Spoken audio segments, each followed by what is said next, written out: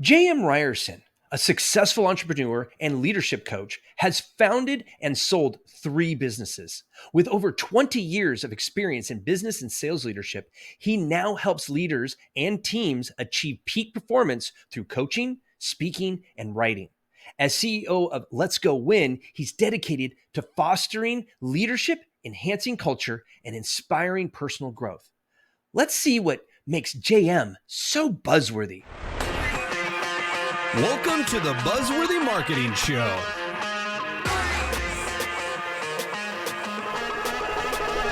Welcome to the show, JM.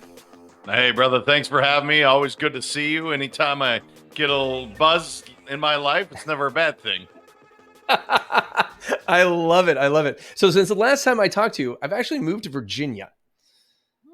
Did you did not know that? I did not know that. How's that treating you, brother? Are you enjoying it? It's so much better. So for those who don't know, I grew up in Northern California. I was actually born an Air Force brat over in England. So I've been everywhere. I've lived in 4 countries, 8 states now. But I lived in Alaska for 17 years. And when I took my business virtual, I moved, I let my wife decide whether she wanted to get another job. She was working for the University of Alaska at the time. There's a lot of politics going on. It's like, well, I'm virtual now. I can go anywhere I want. I got rid of a 13,000 square foot facility, and now I'm a free man. And she said, all right. And so she started looking around, and we ended up in Springfield, Illinois, mid-state cornfields and soybean fields. That's it. So huge scenery shock, if you will. It was big time.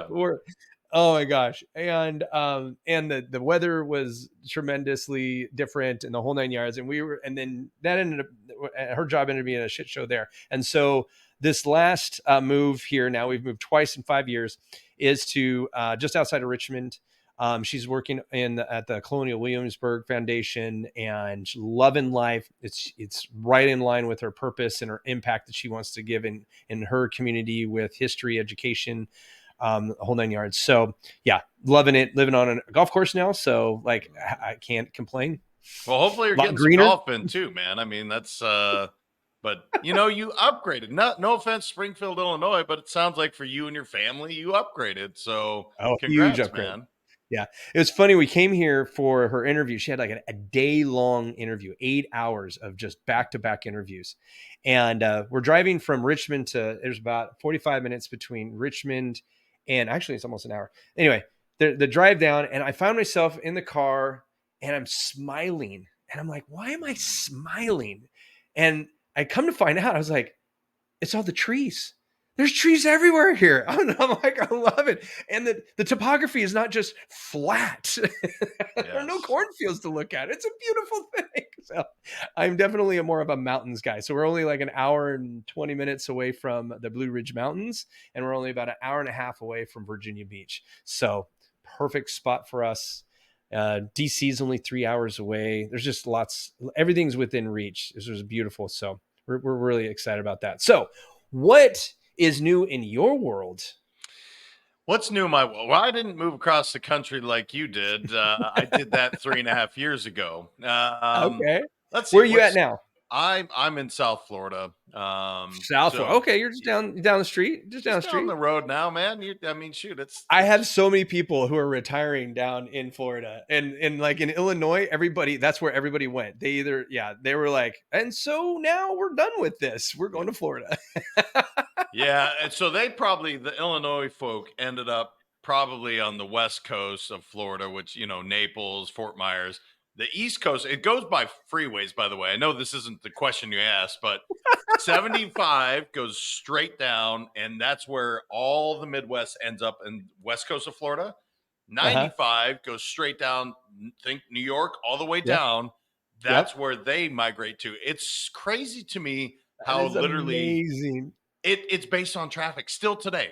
But let's see, what's new with me. My son is going to college. He will be playing tennis at Marquette, so he's going to go in the Midwest and go freeze his butt off.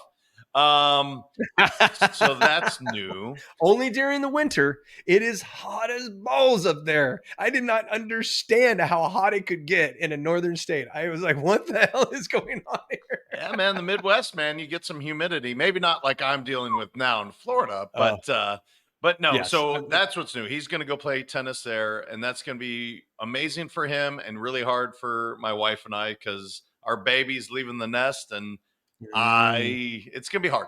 yeah. Business wise, man, it has just been awesome. I was telling you off air, I've been just partnering with companies, helping them double their revenue, and it's a win-win, man. They're doubling their revenue. I get a small piece of equity.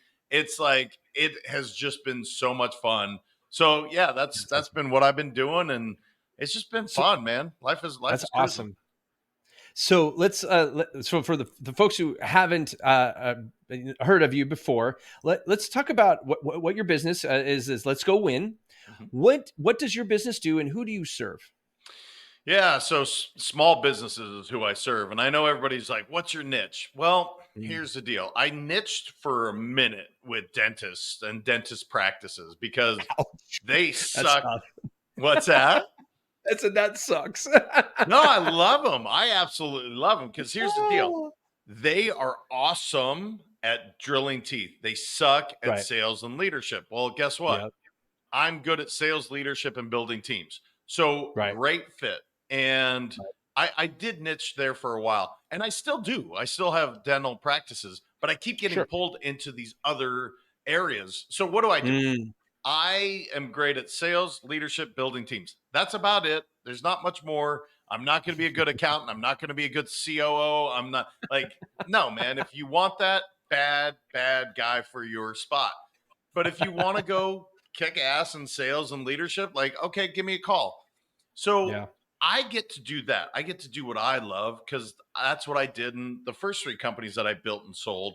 And Hmm. now I do it on a smaller percentage, but it's created this amazing win-win. So yeah, man, let's go win. It's all about inspiring people to live their best lives, and that's a way that I get to do that is work with these business owners that are maybe frustrated with their growth, and it's like, hey, maybe a fresh set of eyes, and let's get you clear on where you're going. And it's really actually easy for me, but Hmm. it's really fun, man. I love that. So when I mean, and I say it sucks, isn't it? Like if that's all you worked with was dentists. Oh, I have a friend who did that. He only worked, and he's been doing it for a while. And then he went all the way down to say he only works with dentists who do veneers. mm. And he only does the marketing for the veneer part of their practice. And I was like, wow. To me, I'm a creative. Mhm. And the one thing that I love about my, who we serve, which are B2B, professional services, consultants, and fractionals, is that the fundamentals are the same in the B2B services world, right? But every one of those stories is different. Yes. But what I have found in the single, and not so much in the groups, because I work with a group, and that's much more interesting because there's multiple locations with different stories in each location, and you got to create that there.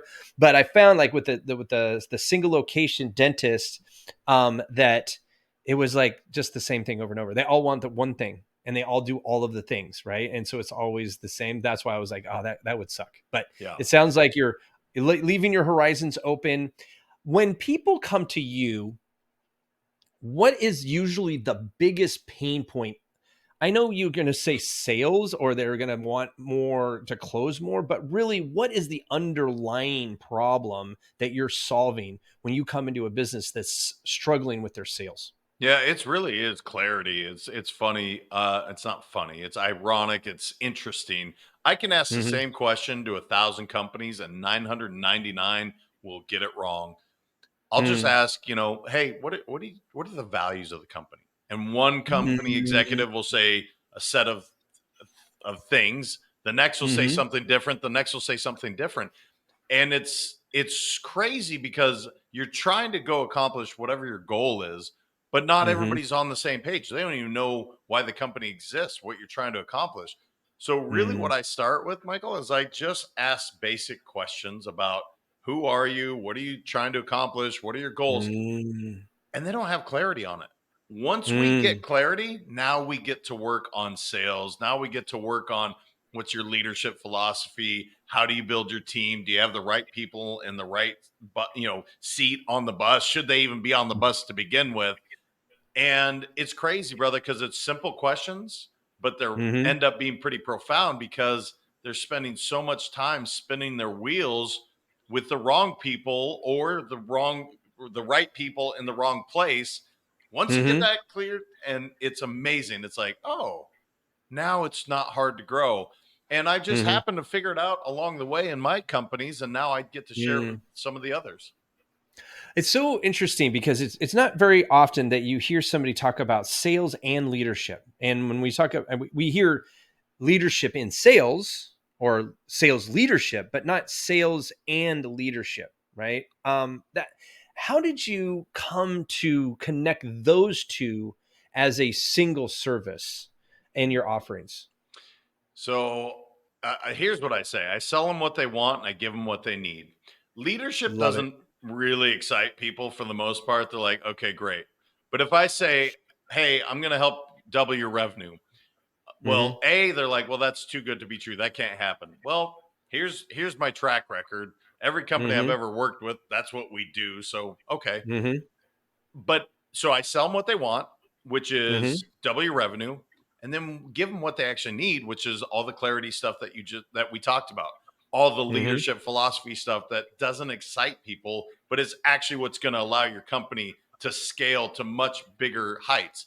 Now, Mm. I figured that out because I stubbed my toe along the way, right? And I didn't have the proper leadership. So now it's like, it's not that challenging, but we weren't taught this stuff. So now I get a Right. chance to just go educate and work with people and partner. And that partnership, brother, it is so fun. Like I just get psyched every single day Yeah. because I get to go work on somebody else's dream and we get Right. to help them accomplish it. So it's so cool. That's That's awesome. And so, and you work with companies all over the United States. I do. Yeah, man. Oklahoma City to Seattle to down here in South Florida, California. Yeah, all over. I'm sorry you have to go to California as often as you probably have to. So, but as a former Californian, I even have I have my some a small sect of friends still left there.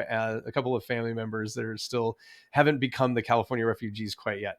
But when we're talking about doubling our sales, and we talk about the leadership and the clarity.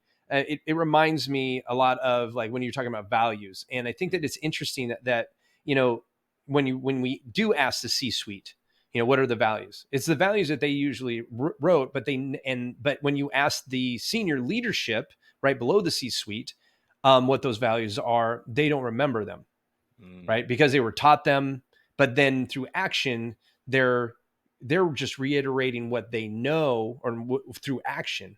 So it's interesting to see how people will write values. They'll put them on their website. These are our values. But then when you go to work with them, their actions don't reflect those values. And having that clarity of values from the top down, because it is a top down culture, that you don't permeate your culture from the bottom up, right? That's I don't know one company that does that successfully yet. But what do you think the biggest disconnect in getting the ownership's values permeated all the way down to the line level worker? Yeah, there's two things. Sheer repetition. Every meeting I ever have with my company, the first thing I Mm-hmm. start with is who we are, what our values are, what we're trying to accomplish. Very few Mm, companies do that, and the reason is I want them to repeat it over and over and over. The other thing is those values that you're talking about, or these beautiful mission statements that are on walls that no one ever looks at. It's right. too much, right? Right. Yeah. Most companies they have like 10 values. Okay, great. Whoa. Try to remember that. You have no Yeah. chance. No. After 3 you have diminishing return. So what I coach Yep. on is what are your 3 values, and you Mm-hmm. repeat it over and over and over. And here's why. Love it. It says 66 days to create a new habit. So if you just came up with it, put it on your website, and you never talked about it again, no one has a chance of knowing what the values are. You Right. literally have to repeat it again and again and again. And now people start to embody it, not just words on a wall or a website, but it's actually who we are to the core, to our DNA. It's how we are forward facing. Everyone acts that way, but it is repetition, which I know isn't sexy, but it's the way it works. But I think that that says something about business. I think that people, this generation of entrepreneurs that we're going, I mean, both of us have been in business for a long time and own multiple businesses and been through the ringer a few times as well. And it's weird because when I got into business, I thought, okay, once you get to a certain level, it's all smooth sailing, right? Mm. And boy was I wrong on that one right there. So so then it's okay, now it's a journey. Okay, I got the journey. But when we talk about like the complexities of like what you're saying, like there's this beautiful mission statement, and but they don't realize that it's not just writing it down and saying it over and over again. It's acting the part. Mm. Like I find myself as a leader when I have anybody in my company ask me, what should we do here? Like they give me the situation and I say, what should we do here? Well, our core values say XYZ and whatever value it is that pertains to that situation. So what do you think? And then usually they go, oh, now I'm teaching them how to use the values to make decisions in the company without me. And Yeah, I feel no, that so good. Sorry. no worries, no worries. I appreciate that. So I'm wondering, like, why are values a thing that were created in the 80s and the 90s and are just because I don't see them in the newer businesses. All they have a vision of like, I want to build a $10 million company and sell it for 16x. That's their vision. Where when we were growing up, it was, I want to impact XYZ. Like it was usually an impact or an influence or a disruptor action, something like that, versus this younger generation of entrepreneurs. Where do you think the disconnect in what an actual vision and core values is in these days now? Yeah, I think there's a couple things. You do have a lot of solopreneurs that they wouldn't think of it because it's their company, and why do I need values? I'm me. I know what I am. And even in that case, it's so important forward facing to your clients that they know who you are to the core. Why Mm-hmm. we've gotten away from it, I don't know, man. We live in a pretty complex world that it's so fast, so furious that it's just what can you do for me now, that I think people Mm, aren't like, well, integrity or trust, or for my company it's happy, mm, healthy, wealthy, that literally mm, every decision I make has to do with those. I think people are mm, so, I just got to get this done. Like you said, I got to get to this X EBITDA so I can get out of the business.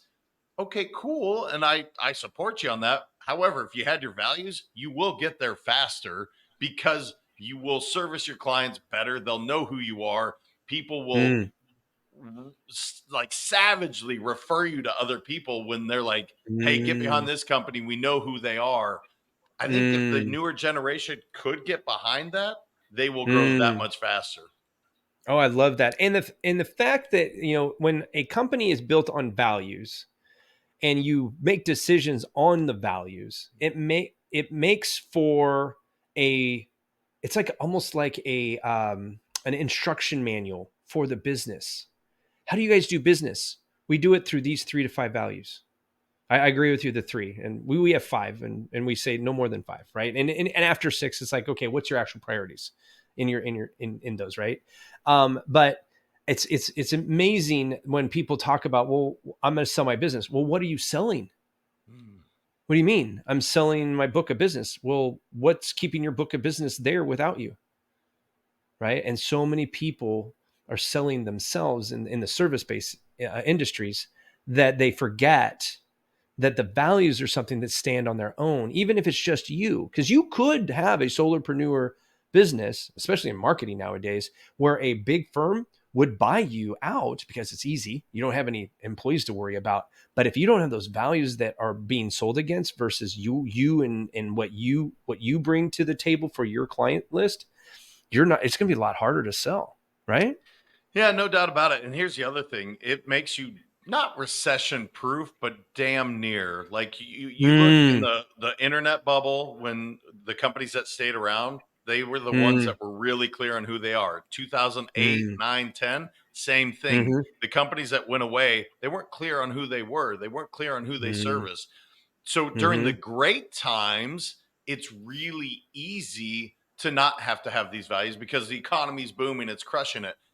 Oh But yeah. when you have your values and it goes through the pandemic, you don't have to shut the door. You have, Mhm, again, these people that are like rabid fans of you because they know who mhm, you are. They will mhm, run through a brick wall for your company. Those are the mhm, companies that make it through. And we've mhm. seen it. Like, I mean, those are three examples where the economy wasn't ideal, and the strong companies that were clear on who they were, they made it. Now they may have Mm. had to pivot a little bit, cool, but the Yeah. value of who they were as a company never shifted. Mm. Right. No, I love that. And it's funny because through the COVID, I was in the middle of a reinvention of what I wanted to do for business. So I had shut down a creative agency and started a marketing firm. And in that, and went virtual, as we were talking about earlier. And so with that, though, I did keep a lot of the clients a handful of the clients that we had with the creative agency. And that we only lost one client out of all of those. Wow. And the only reason that is because the type of businesses it was a daycare. They had no clients. They couldn't. It was illegal in Alaska for the kids to get dropped off there, right? Mhm. So there was nothing I could do. There's nothing they could do. It wasn't that they didn't love us. It's just they couldn't. There's nothing to market if there's no clients, right? There's Right. nothing for them to pivot, right? And I think that when we talk about recession-proof businesses, there are certain types of businesses that will go through depressions, recessions, and pandemics for sure. If they have what you were talking about. And then there's others that are, if the government shuts you down, the government shuts you down. I mean, this is where it goes. And it's crazy that we live in a country that can happen. But with that said, when people are when we're talking about the solopreneurs, I really feel it like this is a really good point that you've made today, in that they need to have a set of values, regardless of the fact that they might be the only ones in the company needing to follow them. How does one approach creating that in a vacuum of solopreneurship? Good question. There's a couple ways to do it. A, just sit down, get quiet with yourself, and ask yourself, what do I truly value? Because it simplifies your business. Everything, every decision you make, it truly simplifies it. If you're struggling with that, or you don't like to be quiet with yourself, go to your closest 5 to 10 confidants and say, when you think of who I am, what do you think of? What attributes really speak to you? That idea of getting feedback from people you most trust and love and have a clear picture of who you are, you will be Mm, shocked at how on the money, spot on, they will come back and say, this is how you show up. This is who you are to your core. And immediately you'll recognize it and you'll grab those. Again, I coach on three, but like you said, 3 to 5, where you're like, yep, yep, yep, gotta have those. And when you do, oh my gosh, making decisions, everything becomes so much easier.